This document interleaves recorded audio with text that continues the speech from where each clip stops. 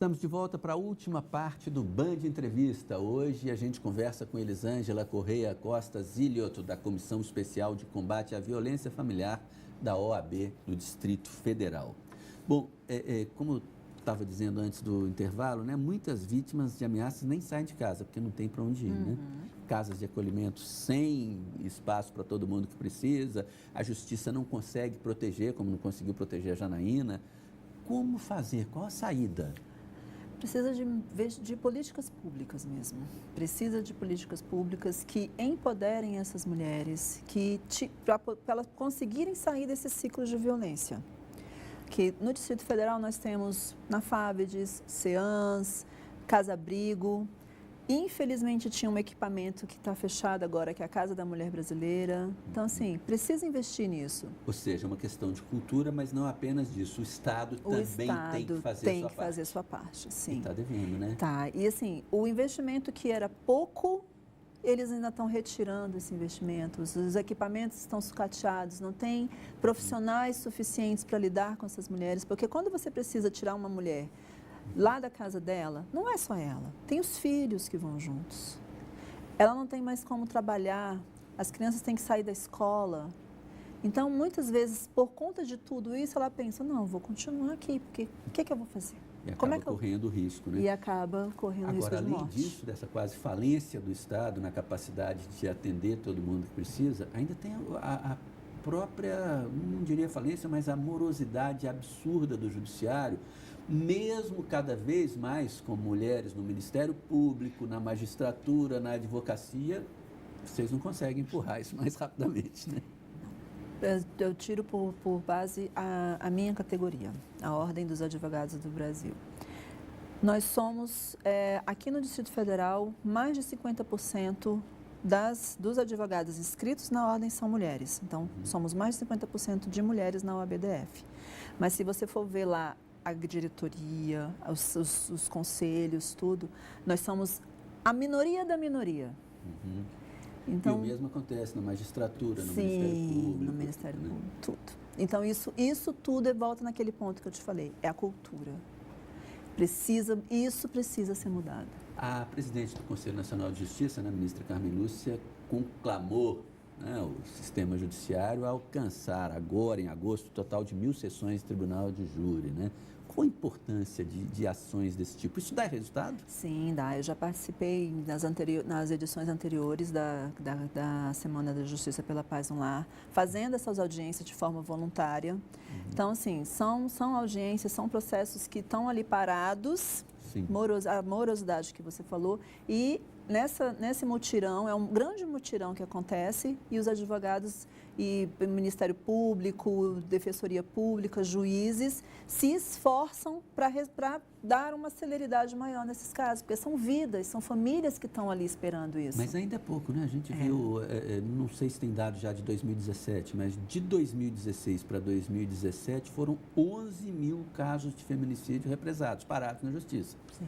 Por isso que essa iniciativa da campanha é tão importante, porque esses processos que estão lá parados são vidas que estão lá, que estão em suspenso, né? São vidas. E algumas em perigo. Em grave perigo, em risco iminente ali de morte mesmo. Então, por isso que essa campanha é tão importante. Porque esses processos que estão parados, eles vão andar. Em um dia, por exemplo, eu já participei de um dia de mutirão, a gente conseguiu julgar ali mais de 300 processos. Bom, não sei se a senhora vai querer falar, mas eu tenho que julgar, tenho que fazer a provocação. Sim. Como é que a senhora vê, por exemplo, o caso de um juiz que fala que não pode adotar uma medida mais rigorosa contra uma pessoa, porque não tem bola de cristal, não sabe se uma ameaça vai ser concretizada ou não? Eu digo que ele precisa aplicar a lei. Eu tenho um grande juiz que eu respeito muito, que é o Dr. Benhur, e ele sempre fala que ele prefere pecar pelo excesso do que pela cautela. Então, se está ali na situação, se tem o risco, ele aplica a medida. Se está escalonando, ele vai aplicando a mais severa. Então, no meu entendimento, é isso que tem que ser feito. Tem a lei, vamos aplicar a lei. esse juiz que falou isso foi, no mínimo, infeliz, né? No mínimo ele deveria ter ficado de boca fechada. Agora, a violência contra a mulher, contra a criança, contra o público LGBT, contra os negros principalmente, né? Mais de 60% dos assassinatos no país, homens ou mulheres negros, né? Isso não é um reflexo da violência, de uma sociedade já violenta por natureza? Quer dizer, reduzir a violência generalizada, se a gente conseguisse, reduziria também a violência doméstica?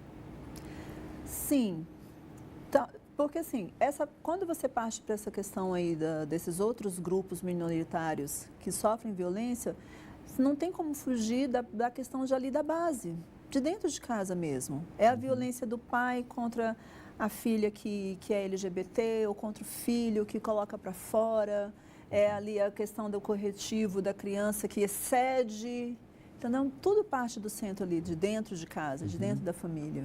E só vai aumentando, né? Bom, a gente está quase acabando o programa, a gente ainda não falou do seu trabalho na OAB, né? Como é que funciona a Comissão de Combate à Violência Familiar? Quem pode procurar? Quem pode ter acesso? Qualquer pessoa pode ter acesso, é só procurar a OABDF. São vários advogados, advogadas que fazem parte dessa comissão, que trabalham exatamente na questão, por que não é uma comissão de violência doméstica e sim uma comissão contra a violência familiar? Porque a violência familiar abrange todas essas minorias que nós falamos agora. Idosos, LGBTs, que têm ali aquela violência dentro da família. Mulheres, principalmente, mas crianças. Então, a Comissão Especial de Combate à Violência Familiar da OABDF, a gente trabalha em todos esses campos aí. Uma vez eu conversei com um representante da comunidade LGBT e ele me dizia o seguinte, que achava incrível como que as mulheres que sofrem violência em casa, muitas vezes praticam a mesma violência quando descobrem que o filho é gay, que a filha é lésbica. Porque eu sempre digo que a violência, ela é um círculo, um ciclo. Se você sofre a violência, você vai praticar a violência. Por que agressores já também, você tem estatística, tem dados que agressores que batem na mulher, viram os pais batendo nas mães. Então você cresce vendo aquele ciclo. E você acha que aquilo é normal. É por isso que o agressor, às vezes, tem dificuldade de se perceber como agressor. E isso precisa ser tratado, né? Não é normal e, infelizmente, nós não vamos poder continuar falando mais, porque o nosso tempo acabou. Band Entrevista de hoje fica por aqui. Muito obrigado pela sua audiência e companhia. A gente volta na próxima semana. Até lá.